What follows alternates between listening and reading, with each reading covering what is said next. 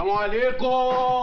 الثلاجة فيها مية قال انا جعان. تعال اقول لك ازاي بشوية لبن تعمل اجمد حلويات ممكن تاكلها، وخفيفة جدا جدا وهتدخل قلبك. ما تنساش بقى تشترك في القناة وتتابعني وتعمل كومنت برأيك، وصلي على النبي وتعالى اقول لك عملت العظمة دي ازاي. نخش بقى على المقادير على طول. اول حاجة هنحتاجها كيلو من اللبن، واللبن اللي قدامكم ده لبن بقري، كوباية الا ربع زيت اي نوع زيت، وكوباية دقيق، ودي كوبايه الا ربع من السكر، وفي الخطوه دي بتكون حسب الرغبه. وهنحتاج معلقه صغيره من الفانيليا سواء سايله او بودر، مش هتفرق كتير، في اي حله بقى عندك او اي حاجه كده على النار. وهنكون مهديين النار في الخطوه دي. انزل بالكوبايه الا ربع من الزيت عليها على طول، انزل بكوبايه الدقيق بتاعتنا، وبأي معلقة عندك كده، يفضل إن المعلقة تكون خشب عشان خاطر التكتلات. انزل فيه بقى تقليب، وما تبطلش تقليب خالص لحد ما يفك وتحس إن هو خلاص بقى سايل كده. أهم حاجة في الخطوة دي إن النار تكون هادية عشان خاطر الزيت ما يسخنش بزيادة ويبدأ يحرق الدقيق معاك بسرعة، وساعتها هيبقى فيه طعم مش لطيف.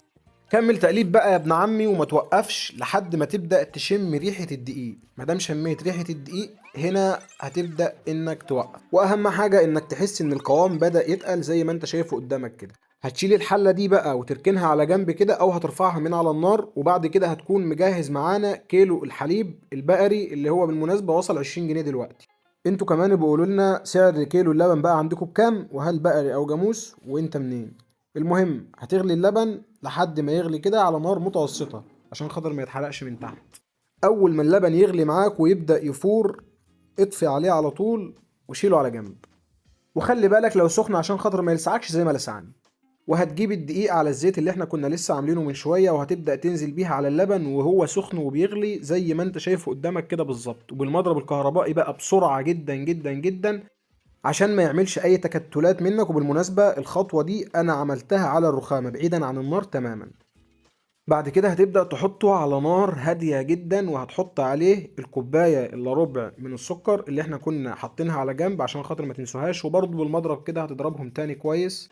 وما تنساش تحط المعلقة الصغيرة من الفانيليا عشان خاطر بتدي طعم وريحة جامدة. وبرضه هتقلب تاني، معلش تعبك معايا. ولو وصلت لحد التقليب فما تنساش تصلي على النبي، وبرضه ما تنساش تشترك في القناة. وانت بتقلب كده هتبدأ تحس ان القوام بيتقل سيكة. ما توقفش تقليب عشان خاطر ما يعملش تكتلات زي ما انا قلت لك. ركز بقى معايا في الخطوة دي. اول ما تحس ان هو بدأ يتقل زي ما انت شايفه قدامك كده بالظبط، في الخطوة دي هتبدأ تطفي عليه النار وهتديله تقليبتين تلاتة كده عشان خاطر التكتلات على جنب، يعني بعيدا عن النار. وهو ده القوام المطلوب اللي انت شايفه قدامك ده بالظبط. هتجيب بقى اي كاسات عندك او اي كوبايات كده وهتبدأ تملاها، وهتسيب فيها يا دوب كده ربعها. هتقول لي هسيب فيها ربعها ليه؟ هقول لك تعالى نخش بقى على الخطوة التانية ووقتها هتعرف. هتجيب كوباية من السكر وتنزل بيها في اي طاسة وتولع عليها النار ما بين العالية والمتوسطة. وبالمناسبة في الخطوة دي احنا بنعمل صوص الكراميل. هتصبر عليه خالص لحد ما يكرمل من الجناب كده، وهتبدأ بأي معلقة خشب عندك عشان خاطر ما تضايقكش ويلزق فيها السكر. هتبدأ تدخلها للنص كده لحد ما تبدأ تتكرمل خالص وتسيح وما يبقاش فيه أي حبيبات من السكر. هتقلب شوية حلوين لحد ما توصل للقوام اللي انت هتشوفه قدامك ده. ساعتها هتكون مجهز مقدار تقريبا كوباية وربع من المية، عليهم معلقة وربع كبيرة من النشا، وهتقلبهم كويس في المية لحد ما يبوشوا تماما. وبعد كده هتبدأ تنزل بنص الكمية من المية على السكر اللي احنا كرملناه. وما تقلقش خالص لو مسك في بعضه او كتل زي ما انت شايفه كده. خليك بس مولع عليه النار على اقل درجة حرارة عشان خاطر ما يحرقوش ويبقى طعمه ملسوع كده مع تقليبك المستمر فيه.